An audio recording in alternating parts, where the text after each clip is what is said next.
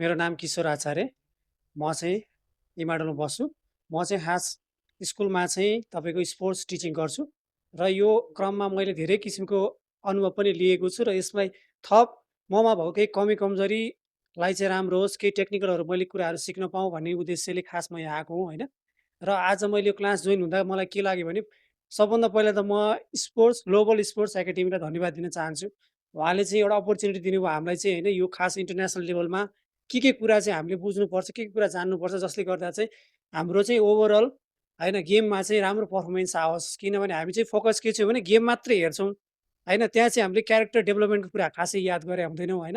अब जस्तो म आफैले कस्तो अनुभव गरेँ भने अब बच्चाहरूलाई सिकाउँदा सानो बच्चाहरूलाई सिकाउँदाखेरि चाहिँ उनीहरूले जे भने नि मान्छन्। अलिकति सहज हुन्छ मलाई। अब ठुल्ठुलोलाई चाहिँ के हुन्छ भने उनीहरूलाई चाहिँ अब एउटा इगो प्रब्लम, होइन? अब टिमवर्क गर्न एकदम गाह्रो। अब त्यो देख्दाखेरि चाहिँ आज सरले जुन भन्नुभयो हामीलाई चाहिँ होइन, अब यसमा चाहिँ उनीहरू क्यारेक्टर डेभलपमेन्ट पनि हेर्नुपर्छ भन्ने कुरा दिनुभयो। त्यो चाहिँ मलाई एकदम धेरै राम्रो लाग्यो। आजको उपलब्धि लाग्यो।